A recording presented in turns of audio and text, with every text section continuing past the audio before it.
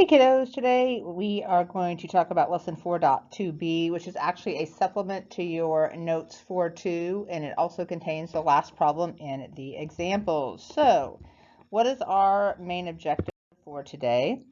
It is to perform reflections over the horizontal and vertical lines, which are actually not the x-axis or the y-axis. So, when reflecting figures, we are going to focus on reflecting vertices. Don't try to reflect the whole figure. Just take figures one vertex at a time and reflect one vertex at a time. Today, we're going to start with a point. So how can we reflect over a line like y equals 2 or x equals 6? Again, if I have a really good graph, I can literally count the squares. So let's look at example A. So down here, example A. I have some point for -6. So I'm going to plot point A, 1, 2, 3, 4, and 1, 2, 3, 4, 5, 6 down. So over here, I have some point A at 4, -6. I have the line y equals -1. So this is a line that crosses the y-axis at -1. If I want to reflect over that line and I really think about what's going on, my y value is changing, but my x value is not. So first things first, don't change the x value. I'm not moving this point left and right. I am just reflecting it up over that line. At this point, I can count from A to my line. I am 1, 2, 3, 4, 5 units from the line. So I'm just going to keep counting 1, 2, 3, 4, 5 units above the line, and now I'm at A prime. So this is one way you could do that, be totally visual. And now when I locate my new point, I count over 4 and up 1, up 2, up 3, up 4. So I am now over 4 and up 4. You can do the same thing reflecting over the line x equals 2. So if I have some line x equals 2, which is this line right here, and I have some point -7, 8, so if I count from my origin, 1, 2, 3, 4, 5, 6, 7, -7, and up 8, 2, 3, 4, 5, 6, 7, 8, and I have some point B, and I want to reflect over that green line, I'm going to count the distance to the green line. 1, 2, 3, 4, 5, 6, 7, 8, 9 units. And then I'm going to count 9 more units to the right. 1, 2, 3, 4, 5, 6, 7, 8, 9 units. This point right here would be the location of B prime. And I can actually count the coordinates of that from the origin. So this time my x changed, but I know that my y value is still 8. And I counted 9 units over, and I was already 2 units over, so I'm at the point 11, 8. So when you have a really good graph, it is possible for you literally just to count the distance and to do it that way. So if we think now about what if we do not have a really good graph and we have to do this algebraically or just using some reasoning skills analytically.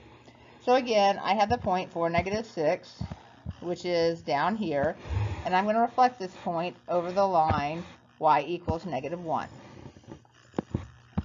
So what I want you to think about is if I have the line y equals -1, and I reflect over that point, the first thing is which coordinate changes? Well, I'm not changing my left and right distance, so I'm going to go ahead and start off by writing the 4 in part of my answer because I know that that 4 is not changing. So the question is, if I want to take the line y equals -1 and relocate it so that it's the y-axis, so I want to take everything about this graph and just relocate it so it's centered on the x-axis and the y-axis, because then my normal rules of reflection will apply. So I have some point with a y value of -6. If I relocate the line y equals -1 to the x-axis, I'm really just adding 1. I'm going to shift everything about this graph up 1 unit. So now what I've done is I said, okay, I've relocated right here to the y-axis, and I've relocated this point up 1 unit. So now I'm going to use my normal rules of reflection. If I'm at -5 and I reflect over the x-axis, I'm now at +5. 1, 2, 3, 4, 5. So now what happens is I need to take this and I need to relocate this all back down to the original line. So in order to do that, I'm going to subtract 1 so that now the red line will land back on the purple line where it originally was, and that is going to give me my new value of 4. So basically, I'm going to relocate the axis back to the x-axis or the y-axis, reflect the point using my original reflection rules, and then I'm going to relocate the point back. It is somewhat important that you can do this because in tomorrow's lesson, we are going to, well, not tomorrow, but 2 days from now, we're going to be rotating around points that are not the origin, and if you understand this, it will also make a lot more sense. All right, so let's do the point B that we were talking about in the earlier example. We have the line y equals 2, and we have the point -7, 8. So 2, well, honestly, I don't even need to plot it. So -7, 8, if I have the point -7, 8, and I'm reflecting over this line, my y coordinate is not changing. So I think of it this way. I need to relocate this line back to the y-axis. So my point's at -7, and when I relocate, I'm going to the left 2. So I'm going to the left 2 to move this line over to my x-axis. And when I do that, I get -9. So now I'm going to reflect -9 over my axis, and that becomes +9. And once I do that, I have to shift my line back to where it started, which means I'm moving it to the right 2. And that's going to give me an x-coordinate of 11. So my new point will be 11, 8. Now, we can actually do this with figures, and to be honest with you, it's not really hard. It's a bunch of patterns. I would really watch your signs because signs are the biggest mistake. Again, if your picture is really, really good, could you do this visually and just count? Yes, you could, but I am going to show you how to do it analytically. All right, so we have our 4 points. You might hit pause here in a second and go ahead and plot your points on the graph. I don't think you have them on your graph yet. So here's A is -3, 7, B is 7, 4, C is 6, -3, D is -6, -7. All right, so first things first, I need to take this axis here and I need to relocate that line y equals -2, and I need to relocate to the x-axis. So I'm going to move that up 2. So my x-axis is not changing, but I am shifting each of these points up 2. And when I do that, I get an intermediate point. So this becomes the point -3, 9. This becomes the point 7, 6. This becomes the point 6, -1. And this becomes the point -6, -5. So now I am reflecting over, so I'm going to do my reflection. I am reflecting over a horizontal line, which changes my y value. So all of these x values are going to stay the same. So all the x values stay the same, and I'm only going to change my y value. And when I reflect my y value over the horizontal x-axis, my sign of my y value will change. So now I have to relocate back. So I relocated up to this horizontal axis, the x-axis. So now I need to relocate that line back down, which means I'm shifting it down 2. So where I added 2 up here, I'm going to subtract 2 here.